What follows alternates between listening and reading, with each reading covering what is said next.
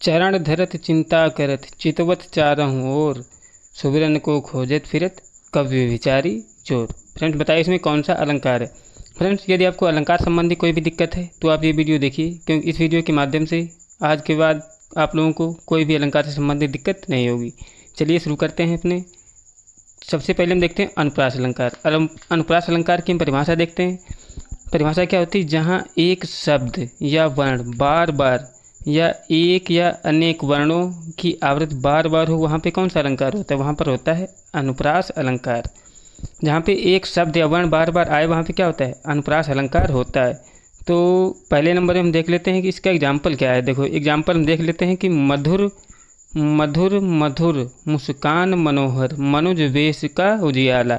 तो फ्रेंड्स यहाँ हम देख रहे हैं कि माँ जो शब्द है या वर्ण ये बार बार आ रहा है, इसलिए यहाँ पे क्या हो जाएगा? अनुप्रास अलंकार होगा। तो फ्रेंड्स जहाँ पे कोई वर्ण बार बार आता है वहाँ पे क्या होता है? अनुप्रास अलंकार है। यहाँ पे क्या है? माँ वर्ण जो है बार बार आ रहा है, इसलिए यहाँ पे क्या हो जाएगा? सीधी सी पहचान है कि अनुप्रास अलंकार होगा।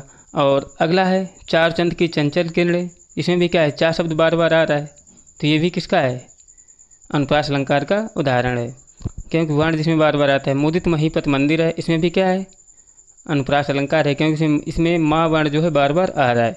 और अगला है एग्जाम्पल इसका, कायर क्रूर कपूत कुचली यूँ ही मर जाते। इसमें कार जो वर्ण है बार बार आ रहा है, इसमें भी क्या हो जाएगा? अनुप्रास अलंकार हो जाएगा।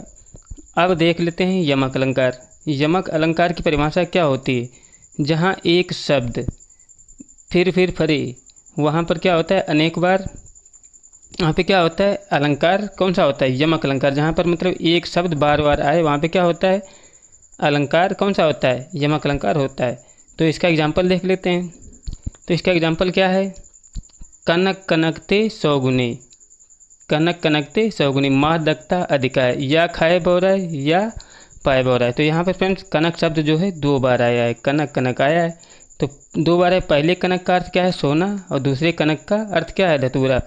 फ्रेंड्स यमक अलंकार में क्या होता है? एक शब्द बार बार आता है, लेकिन हर बार में उसका अर्थ अलग अलग होता है। यहाँ पे कनक शब्द कितनी बार? दो बार आया है, दो बार है।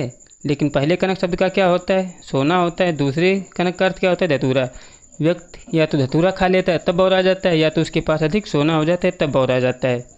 तो फ्रेंड्स यमक अलंकार से भी कोई दिक्कत नहीं होनी चाहिए। और जैसे दिया है काली घटा का घमंड घटा, ये भी एग्जाम्पल किसका है? यमक अलंकार का है। काली घटा, एक तो ये घटा बादलों वाली है, और एक घटा है कौन सी है? घमंड घटा, मतलब कम करने वाली घटा है।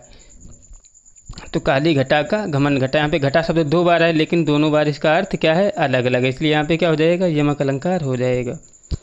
और अगला है यहाँ पर देखो, ये भी यमक अलंकार का है कि माला फिरत जुग फिरा, फिरान मन का फेर, कर का मन का डारी दे, मन का फेर। यहाँ पर पहले अर्थ का मन, जो पहले मन का अर्थ क्या है? हमारे मन के बारे में बता रहा है। और दूसरे मन के में मन, दूसरा जो मन दिया उसका अर्थ क्या निकल रहा है? दूसरे मन का अर्थ है कि माला के दाने। पहले मन का अर्थ क्या हो गया? पहले मन का अर्थ हो गया हमारे मन, और दूसरा मन दिया उसका अर्थ क्या हो गया? जो माला के दाने होते हैं उन्हीं को हम क्या बोलते हैं? मन।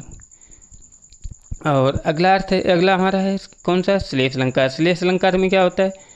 श्लेष का अर्थ होता है चिपका हुआ या मिला हुआ, यानी जब किसी शब्द का प्रयोग एक बार ही किया जाए लेकिन उससे अर्थ कई निकलते हैं, तो वहाँ पे क्या होता है? श्लेष अलंकार होता है। मतलब यहाँ पे एक शब्द एक ही बार प्रयोग होता है, लेकिन उसका क्या होता है? अर्थ कई निकलते हैं। तो इसका एग्जाम्पल देखते हैं।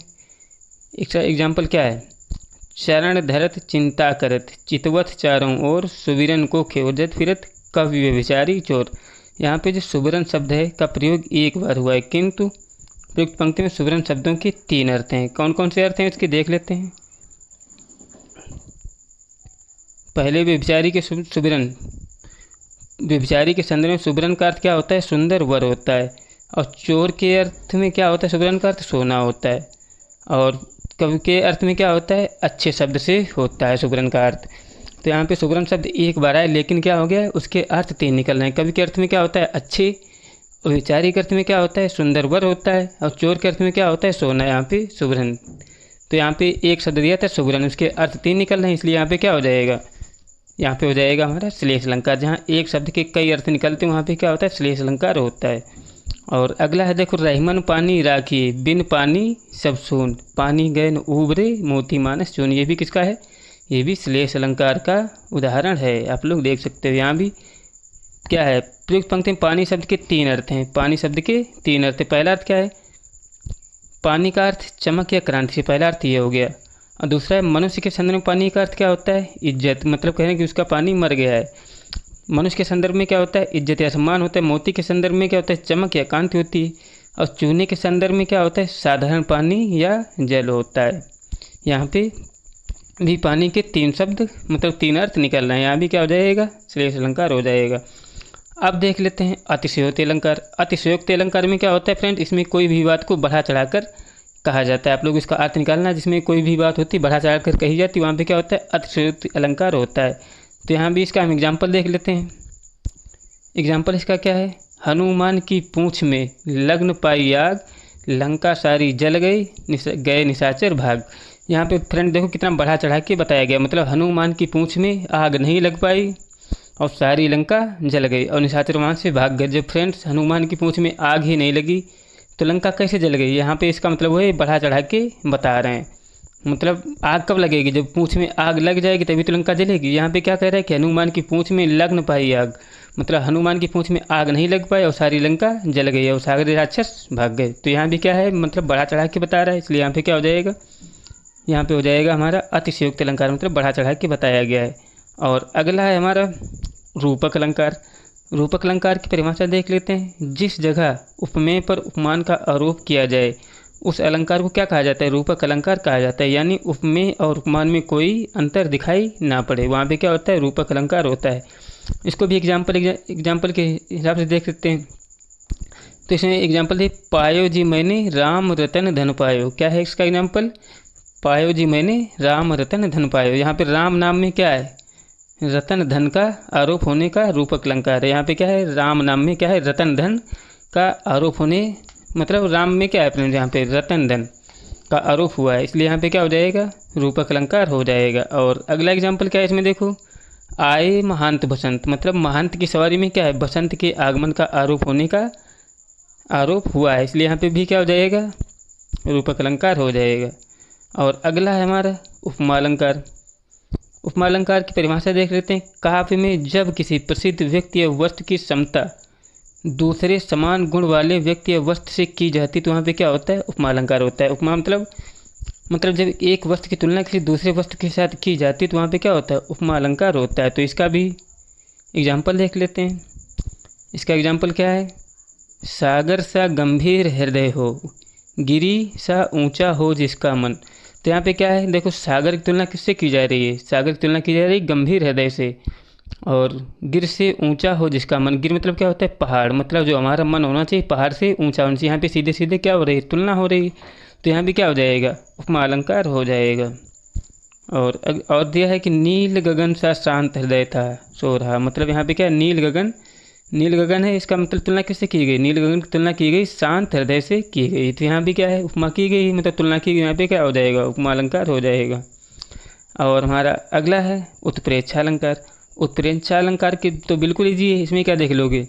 यदि पंक्ति में मनु, मानव, मानव, जन, जानव, जनव, निश्चय, ईव, ज्यों आदि आता है, वहाँ पे क्या होता है? उत्प्रेक्षा अलंकार होता है। फ्रेंड्स यदि आप किसी दोहे या चौपाई में देख लेते हैं, मन, मानव, मनव, जन, जानव, जनव, निश्चय, ईव, ज्यों आदि आता है, तो वहाँ पे सीधे हम लगा देंगे कौन सा अलंकार हो जाएगा? उत्प्रेक्षा अलंकार होता है। इसका भी एग्जाम्पल देख लेते हैं। फेमस एग्जाम्पल है इसका कि सोहत ओढ़े पीठ पत, श्याम सलौने गात, मनहु मिल गया है, मनहु नीलमन शैल पर, आता प्रियो प्रभात। यहाँ पे क्या है? मनहु है, तो इसका मतलब क्या हो जाएगा? उत्प्रेक्षा अलंकार हो जाएगा। यही वर्ड हमको देखना है। अगला एग्जाम्पल भी इसका दिया है कि सिर फट गया उसका, मानो अरुण रंग का घड़ा। सिर फट गया उसका, मानो अरुण रंग का घड़ा। यहाँ भी क्या मिल गया? देखो मानव मिल गया, तो यहाँ भी क्या हो जाएगा? हमारा उत्प्रेक्षा अलंकार हो जाएगा। ये वर्ड हमको मिल जाए तो मनव ये सभी क्या होते हैं? उत्प्रेक्षा अलंकार में ही आते हैं। और अगला है हमारा भ्रांतिमान अलंकार। भ्रांतिमान अलंकार की परिभाषा देख लेते हैं। तो इसकी परिभाषा क्या होती है? जब एक जैसे दिखाई देने के कारण एक वस्तु को दूसरी वस्तु मान लिया जाए या समानता के कारण किसी दूसरी वस्तु का भ्रम होता है तब उसे क्या कहते हैं? भ्रांतिमान अलंकार कहते हैं। तो इसमें क्या होता है कि एक जैसी दिखाई देने वाली वस्तु को दूसरी वस्तु मान लिया जाए, तो यहाँ पे क्या होता है? समानता के कारण दूसरी वस्तु का भ्रम होता है, तो इसे भ्रांतिमान अलंकार कहा जाता है। तो इसका भी एग्जाम्पल है, इसका भी एग्जाम्पल क्या दिया है? नाक का मोती अधर की कांति से, बीज दांडिम का समझकर भ्रांति से, देखकर सहसा हुआ सुख मौन, ही सोचता हुआ या अन्य सुख कौन है। तो यहाँ पे फ्रेंड्स, यहाँ पे जो तुलना की गई, मतलब जो तोता है वो अनार के पेड़ पे बैठा है और अनार के दाने खा रहा है, तो उसको तोते की चोंच कैसी होती? लाल होती है, और अनार के दाने भी कैसी? लाल होते हैं। तो उसको अनार के दाने देखकर भ्रम हुआ कि यहाँ पे कोई दूसरा तोता है, और तो मतलब तोता क्या है? उसकी चोंच है ये। तो यही किसको भ्रम हो रहा है? तोते को भ्रम हो रहा है, लेकिन वास्तव में वहाँ पे कोई तोता नहीं है यहाँ पे, इसलिए क्या हो जाएगा? भ्रांतिमान अलंकार हो जाएगा। फ्रेंड्स, मेरे द्वारा बताई गई ट्रिक यदि आपको अच्छी लगी हो तो प्लीज़ मेरा चैनल ज़रूर सब्सक्राइब कर देना। वीडियो अच्छा लगा हो तो लाइक भी कर देना। जय हिंद, जय भारत।